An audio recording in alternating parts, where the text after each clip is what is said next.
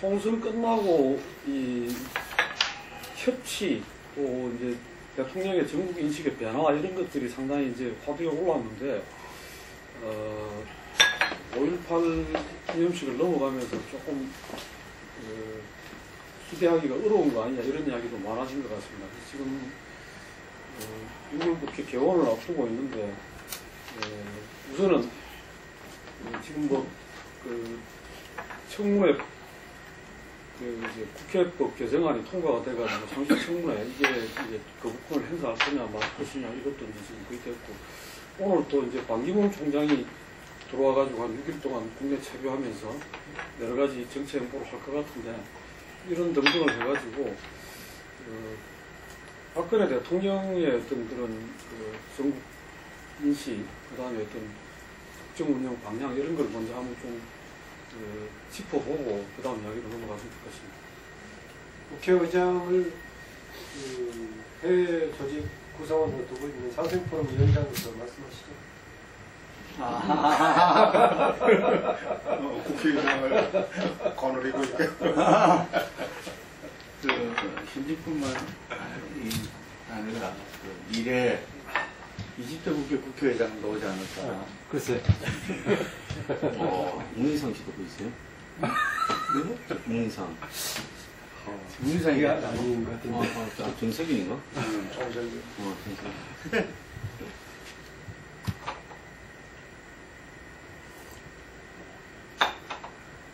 제가 볼 때는 지금 어제 자로 해가지고 새누리당의 이 친박 비박 수장들과 정진상 원내대표와 만나서 여러 가지 합의를 해놓고 개파 해체 선언 이벤트도 한다 이런 이야기가 있는데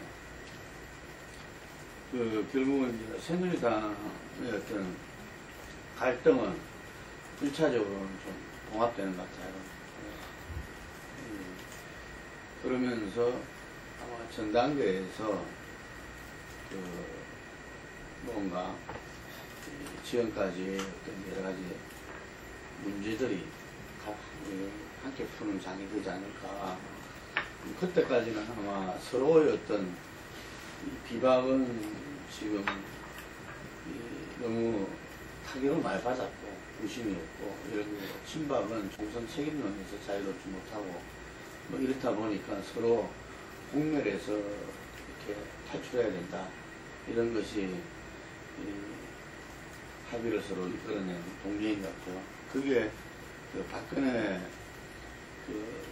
대통령이 총선 이후에 민의를 수렴하겠다고 했지만 기존의 국정운영 방향을 갖다 수정하지 않고 이렇게 마이웨이식으로 계속 나가면서 그것이 여론에서 점점 더 악화되는 가운데 그렇지 말하면 레임덕을 오히려 더 불러일으키는 게 되니까 여당의 어떤 이제 지도부 공백 상태를 빨리 끝내야 되겠다 하는 이런 3자가 다 이해관계가 일치됐다고 보여집니다.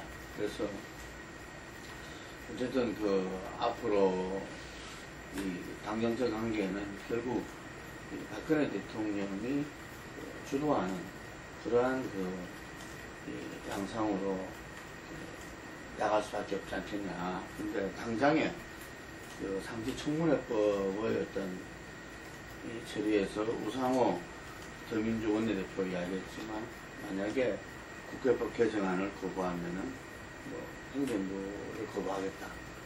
이런 이야기를 했는데 상당히 처리가 주목되는데 이게서 회기 끝나면 자동 폐기라든지 또 헌법 합자를 동원해가지고 20대 국회에서는 거부권 행사에는 재의결할 수 없다든지 이런 방향으로 나가오는데 상당히 법리 논쟁이 붙을 가능성이 있고 아마 제 생각에는 거부권하고 재의결을 하는 방향으로는 가지 않을 것 같다고 너무나 위험하기 때문에 그래서 이 선택지는 아닌 것 같고 그래서 지금 상당히 이 법리적으로 이게 20대 국회가 폐기되면서 이렇게 이 자동적으로 폐기되는 이걸 바라는 것 같은데, 상당히 그것도 이렇게 상당히 무료해서 보인다. 그래서 어쨌든 간에 이 박근혜 대통령은 한편으로는 총선에는 여소야대를 수용할 수밖에 없는 거지만 그 속에서 최대한 어떤 본인의 이 국정운영 기조는 유지하려고 하는 것이 보입니다. 네. 박근혜 대통령 이제 여소야대 국회가 됐을 때, 그때 총선이 끝났을 때 박근혜 대통령이 과연 전국에 대한 인식이 변할 것인가, 또 국정운영 방식도 변할 수 있을 것인가에 대해서는 뭐 상반된 평가들이 있었죠. 변화될 수밖에 없을 것이다 하지 않고는 불가능하기 때문에 앞으로의 길, 그런 의견도 있었지만 박근혜 대통령 스타일을 봤을 때 그게 변화가 가능하겠느냐, 불가능하다는 쪽도 상당수 진단이 있었습니다. 그럼 현실로 봤을 때 어떠냐라고 보자면 지금까지 과정을 보면 변화는 없다라는 것이 제 생각인데요. 대신 이제 주변의 환경들이 조금 변화를 촉구하고 변화의 압력을 가하는 쪽으로 진행되고 있느냐라고 봤을 때 어제까지 정리된 새누리당의 상황은 변화에 대한 촉구보다는 현상률로 변동이 내리는 것 같다는 겁니다. 정진석 원내대표와 김무성 전 대표, 또 최경환 의원 등의 만남이라는 것은 김무성 대표가 이전에 새누리당을 꾸려왔던 그런 방향들이 정리가 된다. 총선 이전에 실패했던 그 방향식으로 운영이 된다는 점에서 박근혜 대통령은 이후에 변화될 가능성이 추가적으로 의미 없다라고 봅니다.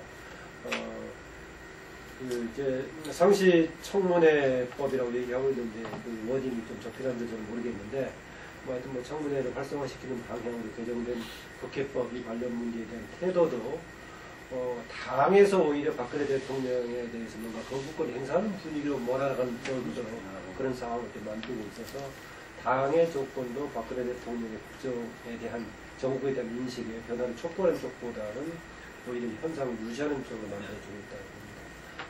지금 청문회 관련된 얘기는 여러 가지 쟁점이 있기 때문에 추가적으로 조금 다시 논의하겠습니다. 지금 청와대나 여당의 기류 보면은 총선 이후에 박 대통령이 전혀 이제 달라질 것 없는 그런 모습을 다시 한번 이제 확인하게 되는 것 같아요. 일단 이제 새누리당 쪽에서는 친박의 혁신 추진에 이제 제동을 걸고서 그거를 이제 거부하는 그런 이제 선택을 했고, 결국은 친박이 이제 권력을 내려놓을 생각이 이제 전혀 없고, 앞으로도 새누리당의 이제 권력을 계속 장악하고 가겠다. 이거를 분명히 항구로 세서게 되고, 그렇게 되면 새누리당의 어떤 의미 있는 혁신은 사실상 좀 불가능해지는 거 아닌가, 그런 이제 판단이 이제 들고요. 그리고 이제 청와대의 기류는 무엇보다도 지금 청문회 이제 활성화법, 국회법 개정안에 대한 거부권 행사를 지금 검토하고 있는 거. 이거는 이제 기본적으로 대통령이 국회 운영에 관한 문제를 이렇게 그거에 관한 법안을 더군다나 여당 의원들까지 그 찬성에 가세를 해가지고 통과시킨 법을 거부권을 행사하는 게 이게 과연 논리적으로 또 법적으로 타당한 건가, 이런 문제가 이제 있겠고, 무엇보다도 정치적으로 이런 그 법안에 대해서 거부권을 행사한다고 한다면은 그러면은 결국 이것은 지금 여러 차례 얘기해왔던 협치, 이거를 시작하기도 전에 파탄으로 이제 몰아가는 그런 이제 선택이라는 얘기가 될 텐데요. 문제는 그러한 그 예상을 뻔히 할 수 있음에도 불구하고 이 거부권 행사를 하는 쪽으로 지금 기류가 급변하고 있다는 거. 이거는 역시 총선 이전과 마찬가지로 누가 뭐라고 하든 간에 자신의 어떤 그 고집과 어떤 독선적인 판단대로 국정을 운영하겠다, 이런 이제 신호라는 점에서 크게 또 이제 우려가 된다고 하겠습니다. 제가 볼 때는 박근혜 대통령이 선거가 끝나고 참패로 끝난 다음에 첫 행위가 이건 국민이 야당을 제3야당의 표를 모아줘서 정신 차리겠다라는 부분인지 패배에 대해 인정을 하진 않았잖아요. 그 이후에 보면 청와대 정무수석이 사실상 가장 큰 책임을 가지고 있는데 지금까지도 여러 가지 사고를 치면서도 견제하고 있고, 또 한편으로 어제 김무성, 최경환, 정진석 그 합의, 정진석이야 뭐 그냥 둘러리고 김무성과 최경환의 합의로 당이 또 정상화되는 국면을 잡았다는 그 패배에 가장 책임이 있는 김무성, 최경환 이 두 사람이 사실상 비박, 친박의 수장으로서 다시 이제 공식적으로 패배 책임을 지고 좀 뒤로 빠져 있다가 나오게 된 계기를 만들어줬는데 과연 청와대의 어떤 연관성이 없이 최경환이 그런 일을 끌어내었을 수 있겠느냐. 그리고 최경환이 바로 8월 전대에서 본인이 출마하겠다는 이야기를 이제 공공연히 기정사실화 하지 않습니까? 그런 부분으로 보면 당에서 최고 책임 있는 최경환도 그 전대 대표로 출마를 시키고 청와대 정무수석도 안 받고 또 당 대표로서 책임 있는 김무성이 또한 비박의 협상의 리더로 수용을 하고 이런 부분을 보면 이번 선거의 패배라는 부분에서 내부적인 요인을 갖다가 인식을 안 하는 것 같아요. 그 부정하든 인식을 안 하든지. 그 대통령의 인식 상황은 그렇다고 보고 그런 관점의 연장에서 보면 정의화가 그 상시청문회법을 그렇게 하고 간 거는 인정할 수 없다. 당연히 그렇게 이야기가 나올 거고. 그래서 총선이 끝나고 지금 그 이제 한 달, 한 40일 정도간에 있었던 어떤 그 신중한 분위기는 제가 볼 때 전면적으로 어쨌든 그 공세의 분위기로 가면서 대권 후보를 창출하면 모든 것이 끝난다. 이렇게 정리되는 거고 그래서 그 패배의 책임을 대권 창출로 끝내겠다라는 부분에서는 결국은 어디에 돌아가느냐. 반기문 띄우기, 반기문 후보, 친박 후보, 오바마 태우기를 공공연하게 갖고 가는 형태로 나오는 거 아니냐. 그래서 어쨌든 일정하게 김무성 대표도 끌고 가면서 어쨌든 지금 당권에 도전하는 것도 아니고 대권에 장애가 안 되니까 끌고 가니까 김무성 대표는 다시 이렇게 이 새누리당의 일선에 나서는 부분에 불편했는데 오히려 친박이나 청와대가 그래 네 비박의 수장 자격을 인정해 줄 거니까 일정하게 우리와의 협상 파트너로서 역할을 하라. 이렇게 되면서 당을 수습하는 모양새를 지금 정리를 하고 있거든요.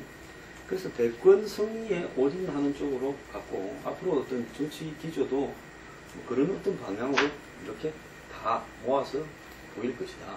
그래서 야당이 만약에 이제 대통령이 거부권을 행사할 거고 그걸 갖다가 이제 200명 이상이 만약에 이제 여당의 일부가 참여해야 되잖아요. 여당에서 한 30명 정도가 참여해야 가능하잖아요. 그러면 그런 부분까지도 결국은 한번 테스트 하겠다 이런 입장이라고 보입니다. 그래서 뭐 전혀 그렇게 바뀌지 않았다. 저도 좀 전에 얘기한 부분은 저도 이제 같은 전망을 하고 있는데요. 뭐냐면 이제 청와대하고 이제 친박은 좀 작심을 한 것 같아요. 앞으로 이제 남은 임기 동안에 국정 운영을 어떤 기조로 할 건가에 대해서는 전혀 이제 조금 더 흔들리지 않고 계속 지금까지 해온 것처럼 자신들의 생각들을 밀고 나가겠다. 그리고 당에서든 뭐 국정에서든 이제 권력을 놓지 않겠다. 추호의 흔들림도 없이 가겠다. 이렇게 지금 작심을 한 거 아닌가. 그리고 결국에는 지금은 뭐 일시적으로 지금 여론에 몰리고 뭐 여러 가지 뭐 입지가 좁아졌다 하더라도 결국 아까 황준왕도 얘기한 것처럼 정권을 잡으면은 결국 반기문 카드를 내세워가지고 집권을 다시 하면은 모든 거는 다 반전이 된다. 우리는 이제 살아나고 권력을 계속 쥐고 갈 수가 있다. 그래가지고 결국은 이제 정권을 다시 창출하는 거 거기에 이제 올인을 하는 이쪽으로 좀 가닥을 잡은 거 아닌가 생각이 드는데요. 문제는 그 같은 이제 발음이 과연 현실적으로 이제 가능할 것인가 하는 이제 문제가 이제 되겠죠. 과연 친박이 밀어주는 친박 후보로서의 반기문을 내세워가지고 과연 정권을 잡는 것이 이제 가능할 것인가. 뭐 그런 문제가 이제 부딪히게 이제 될 텐데, 뭐 저는 이제 개인적으로는 그거는 뭐 대단히 뭐 좀 가능성이 낮다. 좀 회의적으로 이제 봅니다만은, 보면은 최근에 이 보수 신문들 보더라도 조선일보 같은 경우도 이제 앞장서서 이제 그런 얘기를 하고 이제 그러는 것 같은데, 이 뭐 친박하고 박 대통령하고 친박이 이 총선만 망쳐놓은 게 아니라 대선까지도 완전히 그냥 망쳐놓을 것 같다. 보수 진영이 완전히 뭐 집권할 수 없을 정도로 또 한 번 지금 이제 그 길로 가고 있는 것 같다. 그런 아주 그 심각한 이제 우려를 이 보수 언론에서도 이제 표하고 있는데, 결국은 이제 그 같은 자신들의 어떤 이제 그림이 과연 성사가 가능한 이제 그림이겠는가 하는 뭐 이런 문제를 생각해 볼 수가 있겠죠. 새누리당 관련해서는 저는 더 이상의 무슨 뭐 변화 가능성을 기대하지 않을까라고 봅니다. 그래서 혹시 어제 그 세 사람이 타협해서 결론을 내리는 걸 가지고 새누리당이 정비된 것처럼 일반인들에게 혹시 호도는 가능할 수 있을까? 저는 그것도 어렵다고 봅니다. 원래 있던 것을 정비한 것이 아니라 그 정비하는 과정 속에서 문제가 된 싸움을 정비하는 게 이제 마치 문제가 해결된 것처럼 경우에 따라서는 조삼모사의 효과를 누릴 수도 있을지 모르겠는데 워낙 지금 새누리당 내부에 내재된 문제가 있기 때문에 그걸로 전환시키기는 어렵다.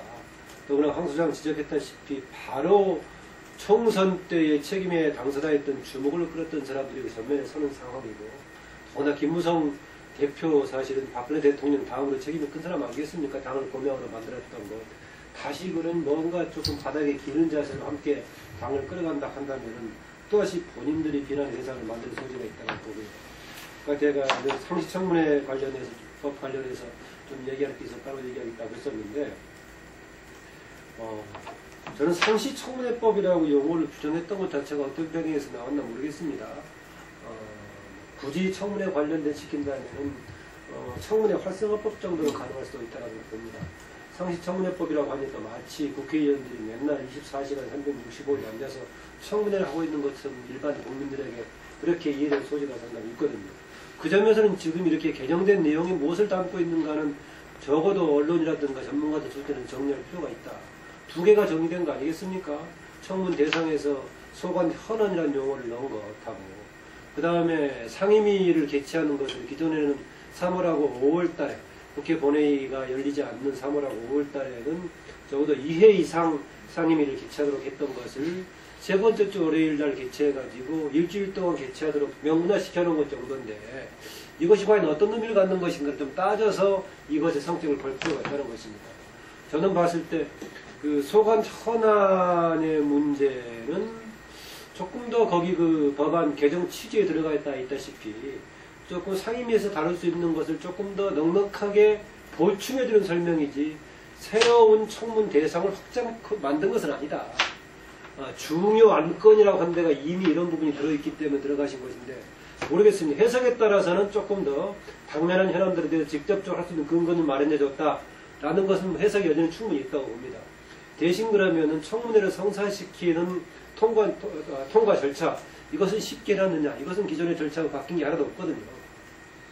상임위 의결 절차를 거치거나 법안의 경우에 3분의 1 이상의 요구했다는 건 똑같은 상황인데 이걸 가지고 문제 삼기보다는 좀 이상하지 않느냐. 또 하나 이제 상임위 경우도 기존에는 본회의가 열리지 않는 3월 5월의 경우에 물론 그것도 열려버리면 다른 경우죠. 일상적으로 열리지 않을 가능성이 있는 3월 5월의 경우에 현재 현행법에는 2회 이상 개최하도록 되어 있는데 한번 그냥 모이고 말는 거니까 제대로 해가지고 적어도 일주일간 개최해가지고 상임위를 활성화시키자 이런 취지인데 그걸 가지고 이제 상시청문회법이라고 논의하는 게 가능하겠느냐라는 거였고 그렇게 하는 것은 국회 내부에서 어떻게 하면 국회를 조금 더 활성화시킬 것인가의 차원의 문제지 권한의 영역을 넘어서는 새로운 입법 사항은 아닌데 이거를 가지고 거부권 논란했던 것은 좀 말이 안 된다고 보고요. 특이한 것 중에 하나가 이런 문제가 나왔을 때 여권, 야권의 성향을 대변해주는 헌법학자들이 있어요. 예컨대 고대 장영수하고 서강대 임지봉 했는데 이 사안의 경우에는 둘 다 똑같이 보고 있더라고요. 이게 국회 활성화 법안이기 때문에 이현 논란 대상이 아니다라고 얘기하고 있는 정도에서 저는 혹시 이게 논란의 대상이 간다면 19대 국회 말기 때 대통령이 거부권을 행사해가지고 의결이 19대 때 재의결이 완결되지 않았을 때 어떻게 될 것인가 이런 정도의 혹시 논란의 소지로 나올 수 있겠지만 이것이 위헌 논란까지 이어지는 것이 절대 아닌데 왜 분위기를 이쪽으로 몰아갈까 라는 것부터 보자면은 오히려 국정 상황에 대한 인식, 특히 협치에 대한 인식은 이전보다도 더 후퇴하고 있다는 느낌을 지울 수 없습니다. 상시청문회법은 지난 국회 운영위원회에서 그 여당이 당시에 그 운영위원장 대행인 조혜진 의원이 그 의결을 하고 법사위도 다 통과했던 상황이라고 그러는데 아마 그런 부분들이 그 박근혜 대통령의 어떤 국정 운영 인식이 그 예를 들면은 좀 독선적이고 권위주의적인 그런 경향이 더 좀 강화된 거 아닌가 하는 생각이 들고 이 국회가 금방 말한 대로 청문회 활성화법이 통과된다면은 상당히 저는 국회가 국민들이 주목을 받게 되리라 봐요. 왜냐하면은 이번에 그 옥시 그 살균제 그 파동에서도 봤듯이 뭔가 국민들한테 굉장히 영향을 미치는 부분들에 대해서 정부나 또 우리 검찰이라든지 이런 부분들이 어떤 측면에서는 유야무야 넘어가는 측면들이 많았거든요. 그런데 이 국민이 바다에 있는 여야 정치권은 여당이라도 그럴 수는 없을 거기 때문에 상당히 앞으로 이 전국의 이 흐름에서 국회가 차지하는 비중이 굉장히 커질 수밖에 없다. 그래서 그런 부분들을 받아들일 수 없는 그런 이유 아닌가 싶어요. 금방 하나하나 다 지적하셨지만 실제로 이것이 현재도 그 취지로 진행되고 있는 상황이고 이럼에도 불구하고 마치 이걸 하게 되면은 행정부가 마비된다는 둥 이런 공포감 갖다 국민들한테 쏟아넣고 하는 건데 이 자체가 전부 다 팩트가 아니라는 거죠. 그래서 우리가 이전에도 보면은 박완순 임금님 이렇게 이야기를 많이 했는데 또다시 벌어지고 있는데 전진석 원내대표도 그게 앞장서고 있다. 그래서 지금 새누리당 자체로서는 어떤 변화도 이 국민과 역사가 바라는 방향으로 가기는 어렵지 않겠느냐. 그래서 이 보수 언론에서도 정말 정권 교창출은 이 세력에 맡겨서는 안 되겠다 하는 판단을 하고 있는 것 같아요. 제가 볼 때 단적으로 그렇게 크게 다르진 않는데 옥시 파동의 와중에서 김현장이 문제가 됐잖아요. 그런데 청와대 법무비서관에 또 김현장 출신 변호사가 갔다 말입니다. 이것을 보면 국정 기조는 바뀌지 않고 마이웨이가 될 것이다. 저는 상시청문회법에 대한 어떤 부분에서 이런저런 부분에 논란이 있는데 제가 봤을 때 그거 이제 필요하고 안 하고의 부분에는 이 바라보는 시각에 따라서 이런 걸 강조하고 또 저런 부분을 부풀려서 강조하고 각자 다른 부분이 있다고 봅니다만은 어쨌거나 그 야당도 이 부분을 통과시킬 때는 충분히 논의해가 표결로서 이렇게 과반수 이상이 가서 됐다 해야 되는데 저런 부분들이 국회 마지막 날 통과됐다는 부분에 좀 문제가 있거든요. 신해철법도 솔직히 말하면 이제 마찬가지로 중환자를 병원이 거의 거부할 수 있는 요소라든지 이런 부분 논란이 좀 있는데 그래서 제가 볼 때 지고 나면 총선이 끝나고 나면 더 이상 국회를 하지 말도록 해야 된다. 그리고 예를 들어서 5월 29일이 아니라 원구성을 맨날 한국적인 상황이니까 원구성에 시간이 오래 걸릴 거라고 보지만은 이런 어떤 절름발이 상태의 국회가 유지되는 것은 바람직하지 않다. 그래서 다음 총선부터는 국회법을 바꾸어서라도 5월 1일쯤에 국회가 출범하고 실제로 낙선한 국회의원들은 그냥 총선이 끝난 다음부터 그렇게 사실상 모든 것이 끝나게 해야 된다라는 부분은 좀 깊숙하게 논의돼야 돼요. 지금 이거 한두 번이 아니고요. 국회 선진화부터 시작해서 이런 논란이 국회 마지막 날 계속 벌어지는 부분이 과연 이게 올바른 것인가 하는 부분을 볼 필요가 있고 청와대는 제가 봤을 때는 결국은 큰 거 한 방으로 몰고 가겠다라는 쪽으로 입장을 붙였고 그 다음에 지금 선거사범 수사가 100명쯤 된다고 점점 늘어날 거예요. 내가 볼 때. 지금 수사도 상당히 많은 이 보궐선거를 양산하면서 갈 것이다. 그래서 선거에서 수적으로 좀 졌다라는 부분은 이렇게 해석할 수도 있다고 봅니다. 안철수 국민의당은 플랜 B다. 그러니까 반기문이 플랜 A고 반기문을 끌고 가다가 얘를 가서 지금 성산이 높다고 보니까 끌고 가지 않겠습니까? 그래서 반기문을 끌고 가는데 반기문이 만약에 예기치 않은 사태가 발생하면 안철수 국민의당과 플랜 B를 가면 된다. 그래서 봤을 때 A하고 B하고의 대안이 있기 때문에 결국은 대선에서 패배할 가능성이 낮다. 결국 대선 여부가 모든 것을 결정하는 거다. 이런 어떤 부분에 대한 생각이 좀 있는 것 같고 일정한 어느 시점에서 올 하반기쯤이나 어느 시점에서는 이현 집정부제 개헌이 오히려 친박 중심으로 나올 가능성도 있다고 봅니다. 그렇게 되면 이제 손학규라든지 이런 지금 친노를 제외한 야권에 있는 사람들도 거기에 또 딸려갈 수 있거든요. 그래서 플랜 C로는 완전히 정계 개편을 또 하는 부분까지도 생각하고 있을 거다. 이런 계획들이 있기 때문에 지금의 선거 패배의 부분을 뭐 비판적인 사람이 봤을 때는 끝났는데 끝난 걸 인정하지 않는다지만 그쪽의 의식 부분으로 봤을 때는 그렇게 생각하지 않고 창의력을 발휘해서 정치적으로 쓸 수 있는 카드가 아직도 충분히 있다. 이렇게 생각하는 부분의 계획인 것 같아요. 예, 이야기가 너무 이렇게 막 물려가지고 막 넘어가는 그런 경향이 있는데 일단 전문인식이죠. 예, 청문회법 관계는 저런 것 같습니다. 이렇게 조금 전에 이야기했듯이 임기 말에 정의화 의장이 발의를 하고 여당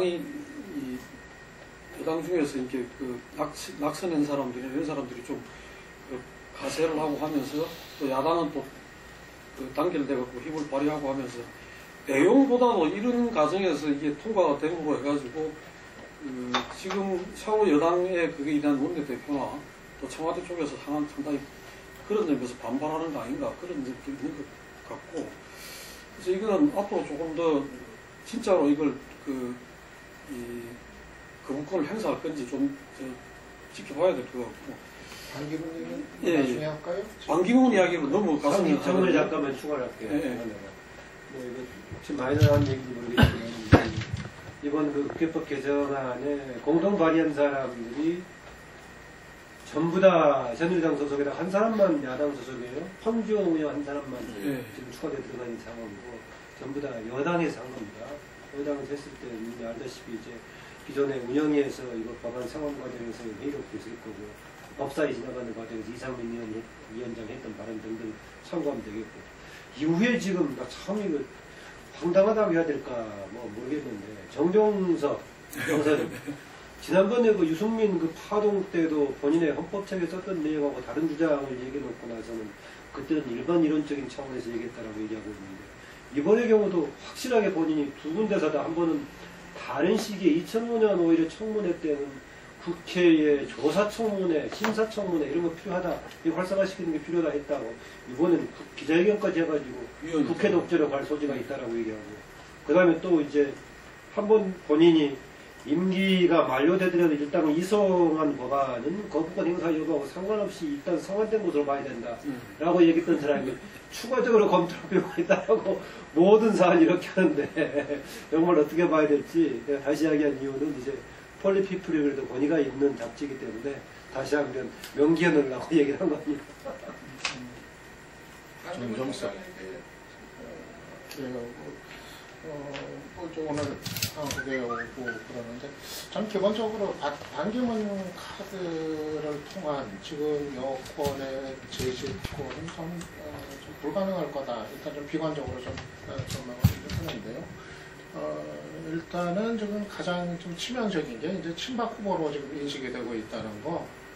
이것이 글쎄 과연 앞으로 친박이 과연 국민 여론 속에서 살아날 수 있을 것인가 이제 그런 걸 생각을 했을 때 사실 반기문 하면은 어떻게 보면 이제 좀 미래를 얘기할 수 있는 그런 인물로 이제 구상이 됐을 때 대선에서 이제 도전하는 게 이제 가능할 텐데 그것이 친박의 등에 업혀서 이제 출마하는 반기문이라고 했을 때 결국은 어떤 낡은 인물이라는 프레임을 넘어서지 못하지 않겠는가 그렇게 이제 예상이 되고.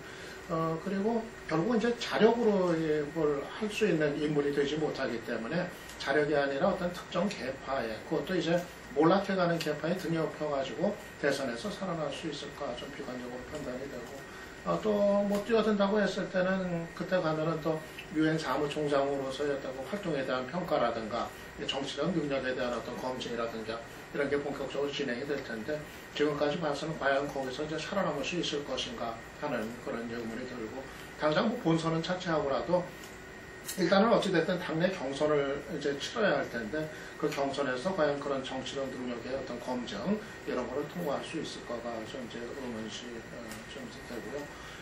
그래서 저는 그 반기문을 통한 어떤 그 재집권이라는 것이 그냥 워낙 그 궁지에 몰린 상태에서 나온 정말 이제 그 고육제과도 같은 그런 이제 대안인데 결국은 실패할 가능성이 대단히 크지 않겠는가 좀 그렇게 이제 봅니다.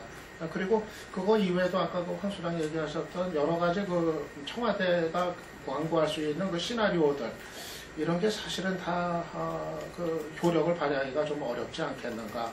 예, 왜냐하면은 기본적으로 그 뭐 국민의당과 어떤 합하는 거라든가 뭐 안철수를 끌어들이는 거라든가 또 이원집 정부제 개헌이라든가 이게 다 결국은 현실적으로 봤을 때 지금 캐스팅 보트 역할을 하는 안철수 국민의당의 그 과의 합의가 이루어져야 이제 다 가능한 건데 근데 저는 기본적으로 안철수가 지금 내년 대선 내다보면서 오히려 지금의 구도를 계속 유지하고 가는 게 최적으로 뭐 판단하지 않겠는가.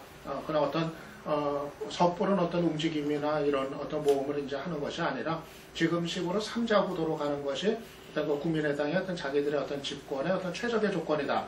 이렇게 이제 판단을 할 테니까 굳이 어떤 그런 제안들이 있다 하더라도 그것에 의할 이유는 좀 없어 보인다. 그렇게 보고 결국은 여러 시나리오가 다 그냥 꿈에 불과한 이런 거로 가지 않겠나 그렇게 봅니다. 황 소장의 가능성을 ABC 얘기했었는데 저는 희망적인 상황보다는 친박이 주도하는 누가 주도하는 거는 C가 좀 달성됐으면 좋겠습니다. 전략구도가 바뀌는 쪽으로 좀 갔으면 좋겠다. 되게 C가 뭐였죠? 이원집 정부제 형태까지 근본적인 정부 권력구조를 바꾸는 쪽으로 시도한다는 건데 되게 얘기하면 이제 사람들이 뭐 친박의 장기집권 음모의 관점에서 굉장히 진단하고 있는 것 같은데 어떤 계기로 만들어졌던 간에 저는 그걸 바꾸는 것이 됐으면 좋겠다는 생각을 하게 됩니다. 반기문 윤 사무총장의 대권 가능성에 대해서는 저는 갈수록 입지가 좁아진다라고 보고 있습니다. 그동안에 그런 얘기 했었죠. 반기문 총장의 경우에 대권의 현장으로부터 뭐 가장 멀리 있을 때가 가장 지지도가 높을 거다. 가까이 오면 올수록 여러 가지 확인이 되고 또 본인의 국내 정치 관련된 테스트 과정을 거치게 될 거라고 했었는데요. 그 점에서는 앞으로 좀 그렇게 더 전망이 밝아보지 않습니다. 우선 여야를 넘어서는 주자로 들어설 가능성이 있다라고 했었는데 사실상은 지금 야권의 주자로서의 가능성은 이제 끝난 거 아니냐라고 판단이 되고요. 그동안에 가장 강력하게 이제 지지 기반으로 삼고자 했던 또 모시고자 했던 친박은 친박 자체가 신뢰감이 떨어져 버리죠. 친박 자체가 지금 독자적인 세력으로서 일어설 가능성이 없기 때문에 친박만이 주도하는 이제 후보로서의 영입 가능성도 전무하다라고 봅니다. 대신에 이제 비박이 같이 친박과 결합하면서 예컨대 어제 세 사람이 이제 합의해서 만났던 그런 방식으로 당이 운영되면서 이제 끌어올리는 걸 시도해 볼 수가 있는데 이전만큼 국민 여론도 그렇지 않을 것이다. 물론 바로 며칠 전에 조사했던 뭐 리얼미터 조사 등에서는 여전히 상당한 차이로 1등 나기도 합니다만은 뭐 좀 저는 그게 상당히 약화될 거라고 보고 또 하나 굉장히 뭐 별로 중시되지 않는 변수였던 것처럼 나오는데 그 유엔 사무총장 46년에 관련해서 결의했던 내용들 각국의 수장으로 가는 것을 금지했던 결의한 내용들이 꼭 상당히 의미 있게 작용할 소리가 있다라는 겁니다.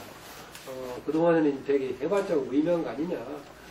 그렇도 발타임 같은 경우에는 뭐 오스트리아 대통령도 하지 않는 이런 얘기 있는데 그런 것에 대한 유엔 측의 어떤 그런 자료들을 보니까 4년 몇 개월 지나서 5년 가까이 돼가지고 대통령이 취임했던 그런 케이스인데 바로 두자마자 선거운동 기간에 돌입하는 그런 방식으로 이제 반기문이 갈 수가 있겠느냐라는 것도 별 요소가 아니고 별이한 수준이지만 그런 것도 변수가 될 것 같고요. 예. 왜 때려 맞춰서 그러나 모르겠지만 또 이코노미스트가 아주 혹평을 하는데 반기문에 대한 평가도 내놓겠는데 그런 게 아니라고 하더라도 저는 선거 일정이 가까워질수록 반기문 총장에 대한 여러 가지 정치적인 입지라든가 선택의 폭이 더 축소될 가능성이 커 보인다 그렇게 생각합니다. 네, 저는 이를 봅니다.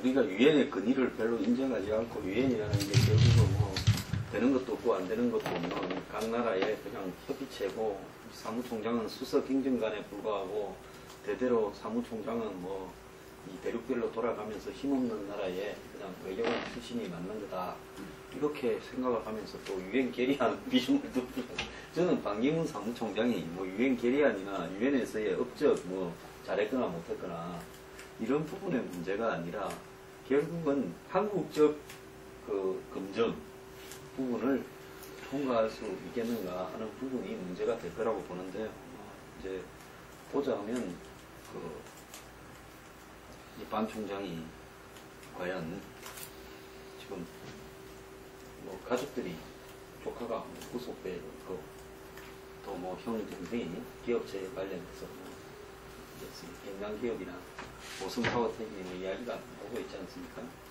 이런 부분은 이제 적절한 건가, 또 어떤 뭐 서로 간의 연관관계가 뭐냐, 성안중심 문제도 또 자연스럽게 나올 수 있을 것 같고요. 또 한때 유병헌 때 유병헌과 반기문 이 또 관계가 좀 해자되다가 쑥 들어갔어요. 종편에서도 좀 나왔던 걸로 기억을 합니다. 뭐 좀 있었어요, 그래서 실제로. 유병헌 때? 그때 아마 종편에서 이야기한 걸 보면 2011년 4월 달인가 미국 뉴욕의 그랜드 센트럴 역에서 그게 여기 일종의 그 컨벤션 역할도 하는 아주 고전적인 건물 아닙니까? 거기서 이제 유병헌이가 겹새 사진 전시회를 하는데 반기문 부부가 참여했다. 이 내용이 이제 이야기가 되고 있죠. 그래서 뭐 그런 부분이라든지 이런저런 또 노무현 정권에서 반기문을 만들었는데 반기문을 만드는 과정에서 TF팀이 구성이 되고 또 노 대통령은 반기문으로 하여금 사표를 내고 대통령 특보로 아예 여기에 운동에 전념해라니까 반기문이 약간 편법이죠. 내가 그냥 외교 장단을 유지한 채 뛰는 게 더 도움이 되겠다. 그렇게 해서 뛰고 또 뛰는 과정에서 뭐 당연히 선거운동을 하면 또 들어가는 게 있지 않습니까? 이런 부분과 관련해서 노무현 정권은 이 내용을 잘 알 거라고 보고 있어요. 그래서 그런 부분들이 이제 또 어떻게 될 거냐 하는 논란들이 생길 수 있겠죠. 그래서 근데 여태까지 이제 검증에서 완전히 사각지대에 있었기 때문에 오히려 이런 검증에서 몇 가지를 맞아버리면 고건희 씨 같은 경우에 그럼 그때 당시 아들 문제 뭐 좀 나왔지 않습니까? 사업하다 실패했다는 부분 뭐 한두 개 나오니까 그냥 기겁을 해버리지 않습니까? 그때 반기문이 과연 이런 부분들의 이야기는 남들보다 많이 나오지 적게 나오지 않을 것이다. 또 YS부터 시작해서 BJ, 노무현 뭐 여러 정권을 이렇게 쭉 거치면서 관료 생활을 하지 않았습니까? 그러면 이런 부분들을 이제 야당이 제가 봤을 때 검증을 빨리 하겠느냐 늦게 하겠느냐 봤을 때 오늘부터 제가 볼 때 야당이 검증을 시작했다 이래 보거든요. 왜? 반기문이 그만두고 와가지고 바로 출마한다 하겠습니까? 바로 안 들어오고 밖에서 한 3, 4월까지 시간을 보내다가 갑작스럽게 나와서 갑작스럽게 후보 결정이 되는 부분을 할 거라 봐요. 오래 뛰면 오래 뛸수록 손해니까. 하여튼 반기문 총장은 이렇게 안철수 현상이 처음 일어났을 때 안철수의 기대가 이렇게 처음에 컸던 이런 부분들, 변화 요구가 있는데 정치권 외의 사람들 이런 부분들이 상당히 또 어필이 한 축이었던 것 같아요. 반기문 총장도 어쨌든 간에 이번 총선에서도 드러났지만 국민들은 이 정치판의 변화, 이 판의 새로운 새 판짜기, 손학규 고문 이야기인 대로 그걸 상당히 원하고 있는데 정치권에 이렇게 떨어져 있는 사람이기 때문에 이 반기문 총장에 대한 그런 기대감도 모아져 있다고 봅니다. 그런데 이분이 이제 처음에는 부인하다가 이게 점점 이제 지금은 이제 거기에 대해서 아무 말을 하지 않는 이런 식으로 되면서 누구나 저 사람이 개선 뜻이 있구나 이렇게 좀 이렇게 알겠는데 제가 볼 때는 이 역대 제3후보 정치권 밖에 있던 사람이 진입했을 때보다도 가장 이 현장에 부딪히면은 좀 무력하게 되지 않을까 이런 예측을 해봐요. 왜냐하면은 다른 분들은 그래도 국내에 살면서 이런저러한 성과를 냈던 사람들이거든요. 고건이나 뭐 우리 문국현 후보들이나 다 이렇게 국내에서 뭔가 행정이 달인이든 어떤 새로운 기업을 그걸 창출했던 뭐 이런 부분들인데 그 반기문 총장 같은 경우는 어쨌든 간에 이 외교 무대에서 상당히 국내에서 인정을 받으면서 사무총장, 유엔 사무총장이라는 게 우리가 이제 어릴 때 우리나라 사람들은 유엔 사무총장을 유엔 대통령이다 이렇게 인식하는 부분들이 있어 왔기 때문에 굉장히 이렇게 위대한 자리를 우리나라가 있다.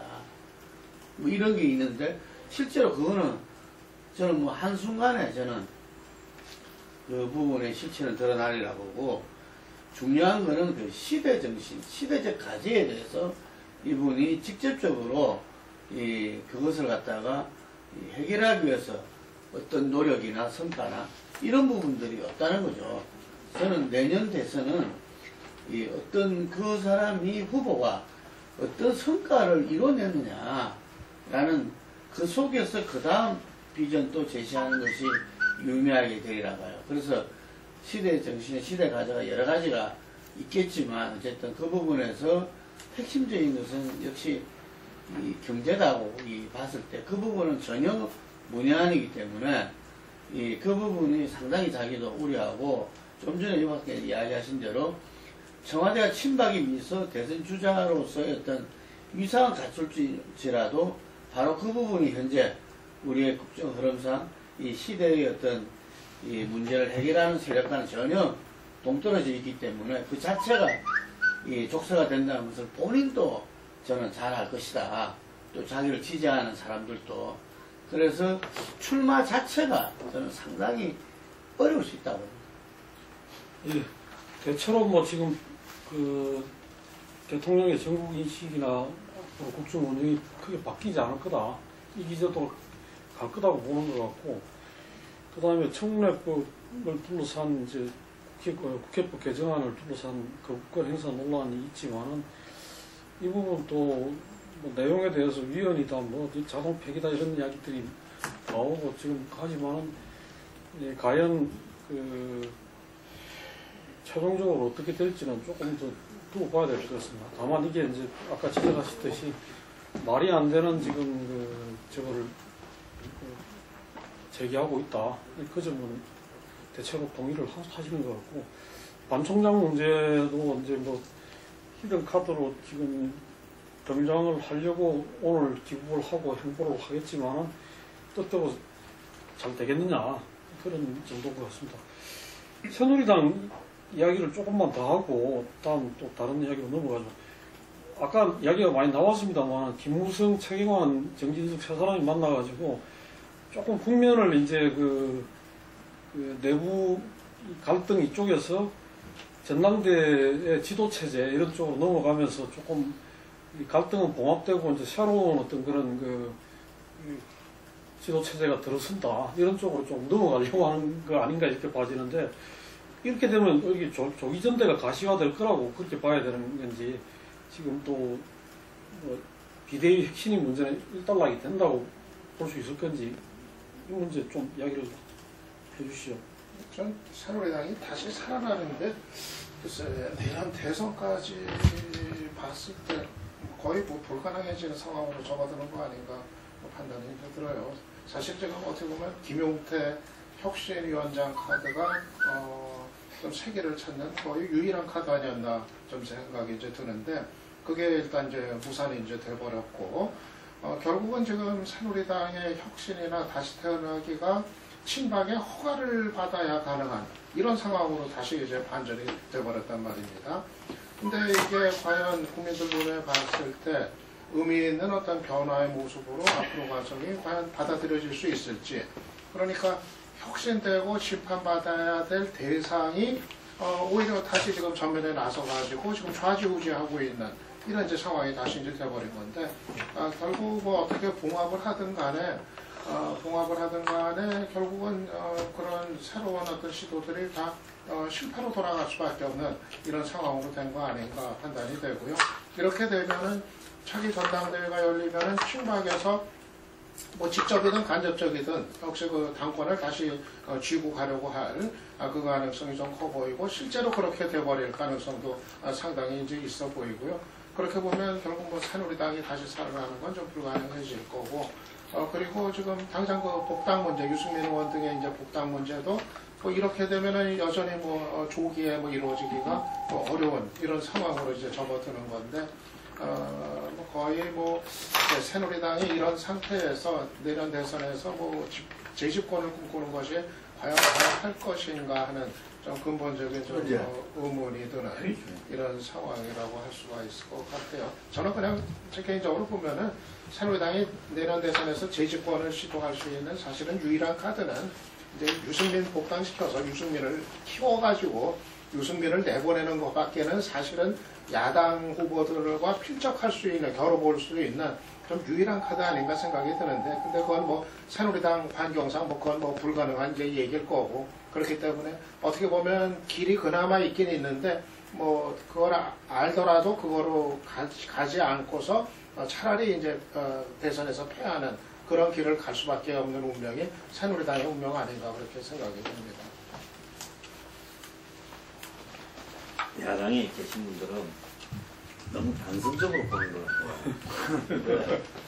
새누리당이 뭐 갈라쓴다 이런다 그랬는데 제가 봤을 때 저렇게 찢고 볶으면서 대리를 지랄을 다 하면서도 결국은 제가 생각할 때는 내년 봄에까지는 갈 거다. 내년 봄에도 100% 갈랐습니다. 그것도 제가 볼 때는 갈라선대기는 박 안 대통령이 했어요. 아니 그러니까 제가 볼 때 박 대통령이 지지율이 10% 정도로 떨어지고 반기문 카드가 무산됐을 때나 꼭 새누리당의 일부가 나갈 수 있을 정도이지 그러진 않을 거다라고 보이고, 그 새누리당은 지금 현재 일반 그 뭐 대중들이나 언론들의 비판을 그냥 염두에 두지 않는 쪽으로 가고 있다. 대통령도 그렇고 전 새누리당도 그렇다. 자기들이 필요한 한 단계 한 단계의 대선까지의 자기들 플랜을 갖다가 밟고 가고 있다. 자, 그런데 그러면 뭐냐? 지금 당은 아마 최경환이 100% 제가 볼 때는 당 대표가 될 거다. 근데 어제 김무성이 나와서 최경환하고 합의를 해주면서 두 사람 사이에, 전 총선 전에도 두 사람 사이에 일정한 역할, 이게 합의가 있었다고 봐요. 최경환과 김무성 서로 공격을 하지 않지 않습니까? 자, 두 사람은 어떤 형태로든지 이혼 집정부제 개헌을 한번 도모해보자. 뭐 총 대선 전이든 대선 뒤든. 그리고 당은 뭐 우리가 박 대통령은 이제 내년까지는 떠날 거고 우리가 돌아가면서 하면 되지 않냐. 자, 당신이 한번 대표했으니까 내가 한번 대표하고 당신은 일단 뭐 대권으로 가라. 근데 김무성도 지금 본인 혼자서 스스로 나와가지고 복귀하기는 어려운데 그 손을 최경환이 잡아준 거라고 저는 보고 있습니다. 그러니까 누가 뭐라 그런 사람 뭐 총선 패배의 책임이 김무성한테 있고 최경환한테 있는데 이 두 사람이 손잡고 나가 당 수습 방안을 발표했는데 누구 하나 이 제기도 없어요. 그냥 다 받아들이잖아요. 그 당이 표로하는 걸 막았다. 역시 보수들이 나와야 된다 이러잖아요. 그렇기 때문에 대중의 어떤 평가나 시선이나 언론의 평가는 그냥 제끼고 가는 거다라고 애초에 돼 있는 거고, 그럼 최경환이 8월달에 당대표가 될 거고 비대위는 하나마나 그냥 허지부지하게 간도 없고 쓸개도 없는 사람이 될 거고 비대위원장은. 그러면 이제 새누리당은 김무성은 비박계 주자라서 대선 후보 행보를 할 거고 친박은 반기문을 밀 거고, 그러면서 이제 그거는 내년에 한 7월달에 일이지 않습니까? 그럼 김무성은 생각을 하겠죠. 아니, 내년 7월달까지 반기문이 살아있겠느냐. 내 말고도 온 사방에서 다 이렇게 뜯어먹으려고 할 건데, 뭐, 내가 굳이 안 나서도 되니까. 그러니까 지금 최대한 또 없는 모양새를 하면서 반이 이제 아웃됐을 때 김무성은 자기한테 기회가 돌아온다고 보지 않겠습니까? 그렇기 때문에 김무성은 지금 협력하는 모양새를 띠면서 선거에 책임에서 친박도 벗어나고 나도 벗어나자. 그런 어떤 부분으로 됐다고 저는 봐요. 자, 이렇게 본다고 한다면 새누리당은 제가 볼 때는 야당이 아무리 뭐라 그러고 어쩌고 뭐라 해도 그냥 보수 지지층의 지지율을 받으면서 당은 30% 안팎의 지지율, 대통령도 제가 볼 때 뭐 큰 어떤 잘못들이 누적돼서 더 낮기 전에는 한 30% 안팎의 지지율을 받으면서 당분간 굴러가고, 그러면서 이제 반기문 카드를 갖고 대선을 한번 노린다.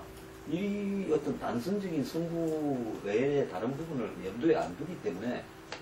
그런데 이제 만약에 제가 봤을 때는 플랜 A보다 플랜 B가 더 유용하다고 보는데, 만약에 새누리당이 유용하다? 위험하다고. 위험하다. 그다음에 야권에는 새누리당 입장에서는 더 유용하겠죠. 그럼 새누리당이 만약에 반기문이 안 되었을 때 입장을 싹 바꿔서 예를 들어서 연정을 이렇게 대선에서 막바지에 제안해서, 새누리당도 다른 후보들은 있을 수 있겠죠. 예를 들어서 뭐 오세훈이든 김무성이든 지지율이 좀 쳐졌었는데, 그러다가 마지막에 뭐 영원한 또 중도와 중도치 좌우 그리고 무슨 통일 지향 세력 이런 명분으로 연정이 성사돼 버리면 이제 친노만 빼고 나머지 세력들이, 그리고 그 명분은 이혼 집정부전에 개헌을 한다, 중도에 동참하는 세력이다, 이렇게 가버리면 지금의 이런 적대적인 구도가 순식간에 사라져버릴 수도 있다. 이것이 꿈같지만 저는 꿈이 아니라고 봐요. 왜? 정치하는 사람은 모든 사람들이 자신의 권력을 갖다가 어떻게 장악하느냐, 안 그러면 권력에 기여드느냐, 그것이 핵심이지 나머지는 다 명분이잖아요. 그렇게 했을 때 순식간에 지금 대선 구도가 진노만 고립시키면서 배내버릴 수가 있다. 그런 상황이 왔을 때는 어떻게 할 거냐 이런 문제가 남아있죠. 새누리당의 당장의 그 재편 가능성이 바로 과시화되기 쉽지 않은 측면이 있습니다. 분명히 구심력은 정말 엄청 약화되고 있다고 봐야겠죠. 아까 제가 총선 민심을 반영하는 재편이 아니라 그 과정 속에서 조금만 분란이 있었던 걸 가지고 어제 정리를 했는데 그걸 국민들에게 조삼모사식으로 무슨 문제가 해결된 것처럼 호도시킬 수 있을까? 제가 어렵다고 했지 않습니까? 일단 단기적으로 정리하는 인상을 주기도 하지만은 대신 김무성 책임원이 전면에 부상하는 것 자체가 이제 큰 문제가 될 거다라고 했었는데 그럼에도 불구하고 이렇게 구심력이 계속 심각하게 약화됨에도 불구하고 일정하게 유지되는 힘은 저는 이제 큰 선거가 없기 때문이라는 것이죠. 총선이 바로 끝난 시점에서 이 문제가 불거졌다. 그럼 다음 선거는 뭐냐 결국은 대선을 향하는 기점이 될 거고 그래서 이제 그 시기가 언제가 될 것이냐 관련해서 저는 이제 분명히 이 앞뒷선에 한 번의 계기는 좀 있을 거다라고 봅니다. 그런데 이제 새누리당 동력의 내부적인 동력이 저는 계속 대선에도 기대하기 어렵다는 것이 아까 이미 제3의 대안으로 생각했던 방기문 사무총장의 이제 부분으로 이미 점검을 했으니까요. 내부적으로 최근에 여론조사하면은 누가 1등하고 있습니까? 회복하기 어렵다거나 회복하는 데 시간이 걸릴 거다라고 봤던 오세훈이 지금 여권 내에서 1등하고 이미 그 책임이 크다고 했던 김무성이 2등하고 있는 상황이니까요. 모르겠습니다. 아까 그 유승민 유일한 해법이다라고 봤던 장선 박사 같은 유씨여서 이렇게 얘기했나 모르겠는데 저는 이제 비교적 좀 오히려 아는 사람이 상황을 너무 현실적으로 볼지 모르겠는데 과연 개인적인 여러 가지 장점을 가지고 있지만 대권 후보로서는 저는 그렇게 높게 평가하지 않았었는데요. 그래서 이런저런 감안했을 때 변화의 가능성은 저는 당자 90력이 약화되면서 전체적으로 좀 정계 재편하고 연관되지 않을까 그런 생각을 합니다. 그 정계 재편의 가능성을 이제 왕장수 소장의 이제 안철수와의 연기 가능성이 있는데 그게 아니더라도 새누리당의 90력을 저는 상실할 것이다. 다만 현재는 특별하게 총선 같은 그런 이제 계기가 없기 때문에 당분간은 그냥 유진할 수 있을 것이다. 이 정도로 보고 있습니다. 그러니까 그 점을 안철수와 꼭 연계를 짓지 않더라도 여권 바로 정계 개편이 가능하다고 보시는 것은 뭐 정의화 등 움직임이나 이게 나중에 그 여권이 TK와 PK로 갈라진다는 이런 것도 예, 저는 이제 봤을 때 기존에 있는 것이 이제 결국은 새누리당이라는 그 거푸집이 워낙 프리미엄이 크기 때문에 있는 거 아니겠어요? 근데 그 프리미엄이 정말 급격하게 약화되고 있는 상황이고 새누리당의 무슨 정치성 자체가 지금 뭘 가지고 찾을 것인가? 지금 최근에 거의 한 4년 이상 동안은 정체성이 박근혜 아니었습니까? 박근혜 정부 끝나가는 시점이고 오히려 친박을 파는 것이 국민들에게 부정적인 이미지를 가져오는 시점입니다. 그럼 뭘로 할 것인가? 라는 게 지금 없는 상황이란 말이죠. 그래서 저는 그런 데다가 구심력이 약화되는 만큼 원심력은 좀 강화되고 있다. 지금 얘기하신 정의화 국회의장 한 부분이기도 하지만 직접적으로 여권은 아니지만은 정치권 전반에 지금 원위에 있는 손학규 움직임도 옆에 다른 야권 계열이지만은 같이 뭔가 흔드는 역할을 한다는 점에서 전체적으로 저는 정계 개편의 분위기는 계속 이어질 것이다 보고 있습니다. 새누리당이 이제 위기에 몰려가지고 이제 구성할 수 있는 여러 가지 개편의 이제 시나리오가 대체로는 다 여의치 않을 거다 그렇게 이제 봅니다. 그러니까 위기에 몰려가지고 여당이 좀 그림을 그리는 그런 내용들을 지금 야당들이 그거를 굳이 받아줄 이유가 있겠는가 하는 그냥 내버려 두면은 위기 속에서 이제 몰락을 할 거라고 예상을 하고 있는 세력에 굳이 그런 어떤 개편의 주도권을 넘겨주면서 그들을 살려주고 자신들이 어떻게 될지 모르는 그런 위험한 길을 가지는 않을 거다 이렇게 판단하고요. 저는 가능한 게 있다면 저 정도 아니겠나 봐요. 그러니까 새누리당에서 비박계 일부가 이탈해가지고 밖에 이제 다른 이제 진로를 택하는 이런 정도 아니겠나. 저는 이제 가장 이상적인 거는 사실은 차제에 새누리당이 대분열을 해가지고 영남 지역에 아주 극단적인 보수 정당하고 영남에 기반한 그리고 좀 합리적인 어떤 보수 정당 이렇게 이제는 좀 보수 정치자들이 분화되는 게 사실은 우리 정치 생각할 땐 가장 좀 이상적이라고 생각을 하는데 문제는 또 비박이라 하더라도 당을 깨고서 이렇게 나갈 사람이 얼마나 될까 이게 또 현실적인 문제이기 때문에 아마 상황의 진전에 따라서 정말 도로 침박당이 완전히 된다면은 뭐 일부 비박 정치인들이 이제 나와가지고 그때는 뭐 제3지대 뭐 세력화를 하든 아니면 뭐 국민의당으로 뭐 합류를 하든 뭐 이런 이제 선택지가 있는 정도 아마 그런 정도 규모의 어떤 변화 아니겠나 생각을 하고요. 그리고 저는 그 새누리당하고 이 국민의당이 이제 그 대선 이전에 이제 합하는 거 이거는 사실상 좀 불가능하지 하다 좀 그렇게 이제 판단을 합니다. 그러니까 이건 이제 뭐 안철수 대표가 뭐 최근에 그 뭐 연정 문제에 관해서는 뭐 없다는 걸 뭐 불가 입장은 뭐 이제 공식적으로 이제 뭐 밝힌 게 어느 정도 내부 이제 정리가 이제 된 문제라고 생각을 하는데 무엇보다도 지금 국민의당 같은 경우도 지금 새누리당하고 합할 이유가 뭐 굳이 이제 없는 게 하나는 그게 이제 대단히 이제 위험한 선택이 될 수 있다는 걸 알고 있다는 거고, 그러니까 지금 호남의 절대적 기반을 갖고 있는 정당이 새누리당과 어떤 연정을 하거나 합하는 이 선택이 얼마나 이제 위험한 건지를 아마 이제 알 수가 있고, 지지 기반을 스스로 붕괴시키는 선택이 될 수 있다는 점이고, 그리고 지금의 그 3자 구도의 조건을 이제 국민의당 쪽에서는 결코 나쁘지 않게 판단을 이제 하고 있다는 이제 얘기가 이제 되겠죠. 굳이 어떤 급격한 어떤 재편 속에서 이 판 자체가 어느 방향으로 가고 그거에 대한 어떤 민심의 향배가 어디로 갈지 모르는 그런 상황에서 섣부른 선택을 하는 것보다는 지금의 3자 구도를 가지고 대선을 치르는 것이 훨씬 나은 최적의 조건이다 이렇게 판단할 것이기 때문에 저는 그 서로 뭐 새누리당 일각에서 그런 그림을 원한다 하더라도 저는 그거는 좀 성사될 가능성이 없다 좀 그렇게 이제 봅니다. 저는 국민의당이 존재하는 바탕이요. 그게 이제 호남이 그 국민의당에 존립에 돼 있었기 때문에 국민의당이 마치 새누리당과 연대가 안 될 것처럼 한다 이렇게 보는 시각은 잘못됐다고 보고, 호남이 독자적으로 집권을 하는 부분은 이제는 끝났다. 그렇게 본다면 호남은 결국은 이 권력에 이렇게 위약 13에 의해서 이 분점을 하는, 권력 분점을 하는 형태의 집권을 해야 할 것이다.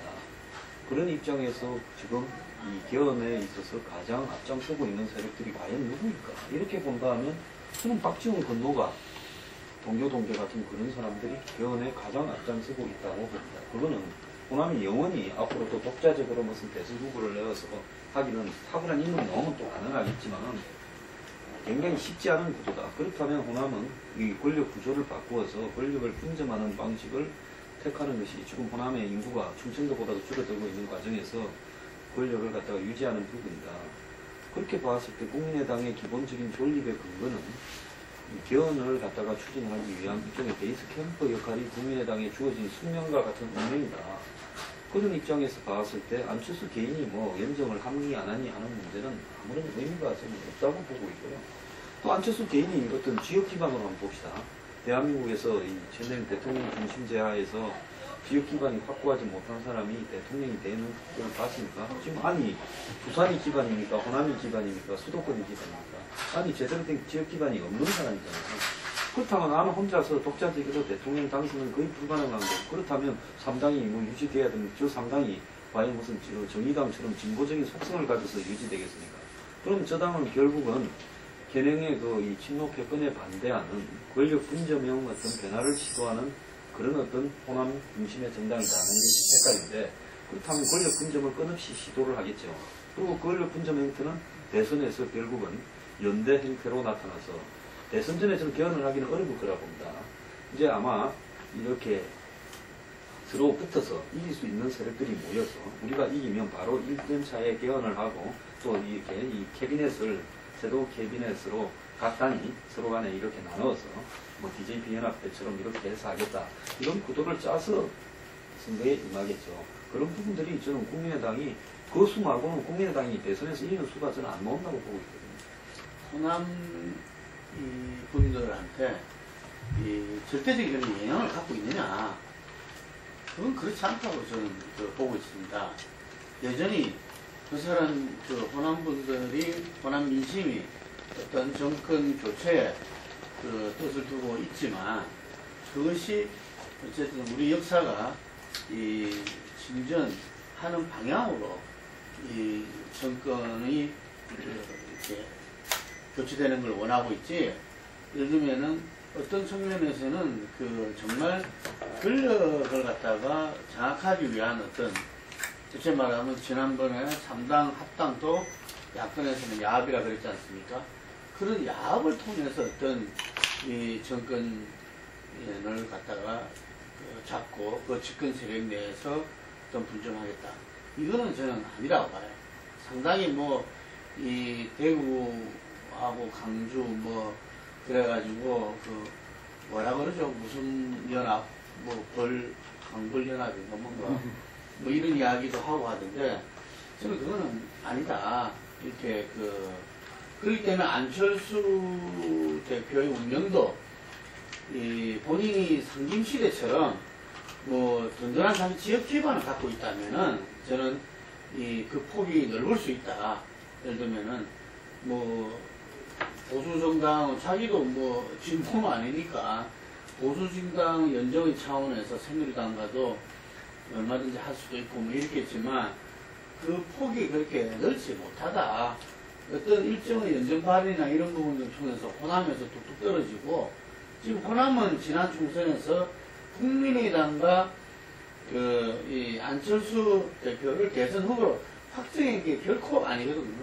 그거는 그게 열이면 열 다 그런 이야기를 해요. 또 다른 선택을 했다는 거지.